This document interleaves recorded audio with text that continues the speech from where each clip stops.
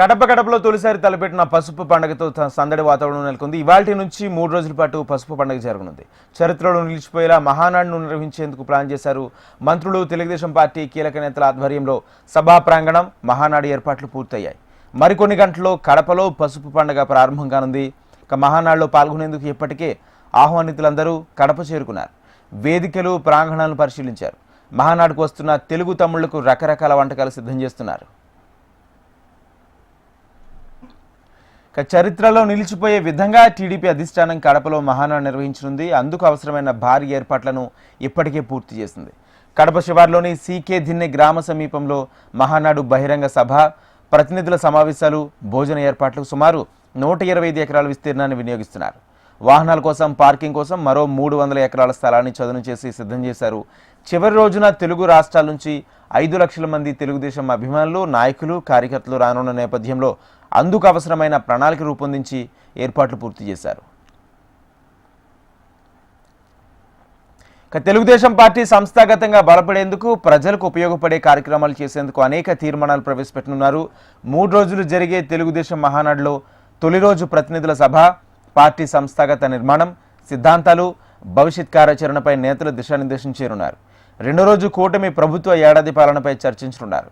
14 ముసాయిదా తీర్మానాల రూపకల్పన, ఎన్డీఏ కూటమి ప్రభుత్వం తొలి ఏడాదిలోనే సాధించిన ఘన విజయాలు, శరవేగంగా సాగునీటి ప్రాజెక్టుల నిర్మాణం, నదుల అనుసంధానం, బనకచర్లకు గోదావరి జలాలు, ఒకే రాజధాని అమరావతి, 175 నియోజకవర్గాలకు 175 పారిశ్రామిక పార్కులను ఏర్పాటు చేసే విషయాలను రెండో రోజు చర్చించనున్నారు.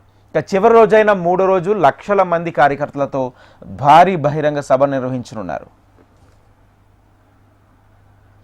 తెలుగుదేశం పార్టీ నిర్వహించే మహానాడుకు కడప నగరం సిద్ధమైంది. టీడీపీ పార్టీ జాతీయ అధ్యక్షులు సీఎం చంద్రబాబుతో పాటు పార్టీ ముఖ్య నేతలు అందరూ కడపకు చేరుకున్నారు. టీడీపీ ఫ్లెక్సీలతో కడప నగరం పసుపుమయంగా మారింది. మహానాడుకు సంబంధించి మరిన్ని విశేషాలు కడప నుంచి మా ప్రతినిధి హరికిషన్ అందిస్తారు. హరికిషన్. Thank you Rajendra.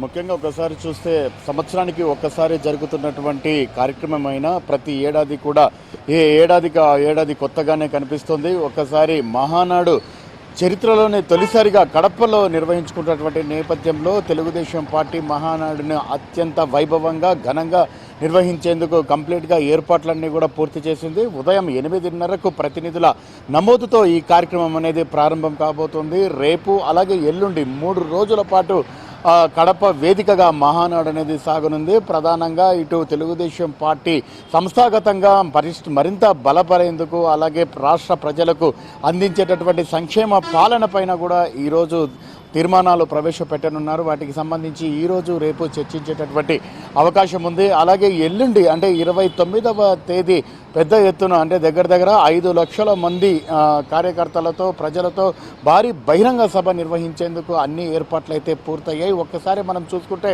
ఈరోజు ఉదయం అంటే 12 గంటల ప్రాంతంలో ముఖ్యమంత్రి చంద్రబాబు జాతీయ అధ్యక్షులుగా ఉన్నారు కాబట్టి ఆయన ప్రసంగం ఉంటుంది. ఆ తర్వాత లంచ్ అనేది ఉంటుంది. లంచ్ తర్వాత తీర్మానాలు ఒక్కొక్కటిగా కూడా ప్రవేశపెడతారు. 2:30 తర్వాత ప్రధానంగా తెలంగాణ తీర్మానం 1ను ప్రవేశపెడుతున్నారు. అంటే తెలంగాణలో ప్రస్తుత పార్టీ పరిస్థితి ముందుకు వెళ్ళడానికి, అలాగే అభివృద్ధి కావడానికి ఎటువంటి చర్యలు తీసుకోవాలన్న దానిపైన కూడా ప్రవేశపెడతారు. ఆ తర్వాత ఇటు ఒక్క సంవత్సరంలో అంటే కూటమి ప్రభుత్వం వచ్చిన తర్వాత ఏడాది పాలనలో సాగించినటువంటి విజయాలపైన చర్చించనున్నారు. అనంతరం శరవేగంగా సాగునీటి ప్రాజెక్టుల నిర్మాణాలు ఎలా చేయాలన్న దానిపైన కూడా తీర్మానాలు చేయనున్నారు. మరోపక్క ఇటు మహిళా సాధికారతతో పాటు యువత సంక్షేమానికి పెద్దపీట వేయనున్నారు. మరోపక్క ఇటు ఏదైతే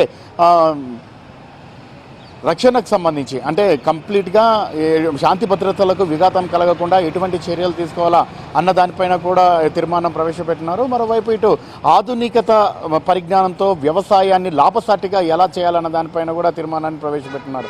సో వీటన్నిటికీ సంబంధించి ఈరోజు తీర్మానాలు ప్రవేశపెట్టిన తర్వాత వాటిని చర్చించి, అలాగే ముఖ్యంగా 2 గంటల తర్వాత అంటే మధ్యాహ్నం 2 గంటల తర్వాత ఎవరైతే జాతీయ అధ్యక్షులుగా కొనసాగుతారో సో వారికి సంబంధించినటువంటి నామినేషన్ని స్వీకరించడం, అలాగే దానికి సంబంధించి రేపు ఎన్నిక నిర్వహించి రేపు సాయంత్రం జాతీయ అధ్యక్షులు ఎన్నిక, అలాగే వారికి సంబంధించినటువంటి ప్రమాణ స్వీకార కార్యక్రమం ఉంటుంది. సో ఈ కార్యక్రమం అంతా కూడా ఒక్కొక్కటిగా సాగుతుంది. ఇప్పటికే ఈ కార్యక్రమంలో పాల్గొనేందుకు రాష్ట్ర నలుమూలల నుంచి 175 నియోజకవర్గాల నుంచే కాకుండా ఇటు తెలంగాణ నుంచి అలాగే ఎన్ఆర్ఐలు కూడా టీడీపీకి సంబంధించినటువంటి ఎవరైతే కార్యకర్తలుగా ఉన్నారో అలాగే వారికి సంబంధించిన ఫేవర్గా ఉన్నారో వారందరూ కూడా పెద్ద ఎత్తున ఈ పసుపు పండగ కార్యక్రమానికి అయితే చేరుకోవడం జరిగింది. ఒక్కసారి మనం ఇక్కడ చూడొచ్చు, ప్రస్తుతం మనము కడప కోటిరెడ్డి సర్కిల్లో ఉన్నాము. సో ఇక్కడ కేవలం ఒక పసుపు మయంగా మారినటువంటి ఎక్కడ చూసినా కూడా భారీ ఫ్లెక్సీలు అలాగే కంప్లీట్గా తోరణాల మాదిరిగా ఇవి ఏర్పాటు చేసినటువంటివి అన్నీ కూడా కనిపిస్తున్నాయి. బహుశా పైనుంచి మనం చూస్తే ఖచ్చితంగా పసుపు అంటే బంతిపూల వనంగా కూడా కనిపిస్తుందని మాత్రం చెప్పుకోక తప్పదు. ఇప్పుడు అన్ని దారులన్నీ కూడా కడప నగర శివార్లలో ఏర్పాటు చేసినటువంటి మహానాడు ప్రాంగణానికే వస్తున్నాయి. ఈ నేపథ్యంలోనే గత 2 రోజుల నుంచి కూడా ఈ ప్రాంతం అంతా కూడా కొద్దిగా వాతావరణము కాస్త కలవర పెట్టింది. చిరు జల్లులతో కూడినటువంటి వర్షం, భారీ ఈదురు గాలులు కూడా వేశాయి. కానీ ఈరోజు ఉదయం నుంచి కూడా వాతావరణం అంతా కూడా ప్రశాంతంగా ఉంది. మరోపక్క వాన ఒకవేళ పెద్ద ఎత్తున వచ్చినా ఎటువంటి ఇబ్బందులు లేకుండా ఉండే విధంగా అయితే అన్ని ఏర్పాట్లు అయితే పూర్తి చేయడం జరిగింది. తొలి రోజు 25,000 మంది ప్రతినిధులు మహానాడుకు హాజరవుతారు. ఈ తీర్మానాలు ప్రవేశపెట్టిన తర్వాత వాటిపై చర్చ కొనసాగుతుంది. అలాగే ఈ వేదిక పైన దగ్గర కూడా 450 మంది కూర్చునే విధంగా కూడా ఏర్పాటు చేయడం జరిగింది. మరోపక్క ఇటు కడప ఎవరైతే ఎమ్మెల్యే ఉన్నారో మాధవిరెడ్డి, ఆమె కంప్లీట్గా కూడా పర్యవేక్షిస్తున్నటువంటి పరిస్థితి ఉంది. అలాగే ఎవరైతే జిల్లా ఇన్ఛార్జ్ మంత్రి సవితమ్మ ఉన్నారు, వీరితో పాటు కమిటీలుగా ఏర్పడి ప్రతి విభాగానికి కూడా ఒక్కొక్క మంత్రిని ఇన్ఛార్జిగా నియమించడం జరిగింది. ఇప్పటికే మంత్రివర్గ ఉపసంఘం కూడా ఏర్పాటు చేయడం జరిగింది. దానికి కన్వీనర్గా ఐటీ విద్యాశాఖ మంత్రి నారా లోకేష్ వ్యవహరిస్తున్నారు. 2 సార్లు ఈ ఉపసంఘం కూడా సమావేశమైంది. ఎటువంటి లోపాలు లేకుండా అత్యంత ఘనంగా మహానాడును విజయం చేకూర్చే విధంగా అందరూ పనిచేయాలని చెప్పేసి కూడా పిలుపునివ్వడం జరిగింది. మరోపక్క ఇటు మహానాడుకు సంబంధించి తీర్మానాలను ఇప్పటికే అంటే జిల్లాలో ఉన్నటువంటి ప్రతి నియోజకవర్గంలోని మినీ మహానాడులు నిర్వహించి అక్కడ ఉన్నటువంటి సమస్యలను ప్రధానంగా తీసుకొని వాటిని మహానాడులో తీర్మానాలుగా కూడా ప్రవేశపెడుతున్నటువంటి నేపథ్యంలో వాటిపై సుదీర్ఘంగా చర్చించిన తర్వాత నిర్ణయం తీసుకొని ఉన్నారు. Rajendra, thank you Harikishan.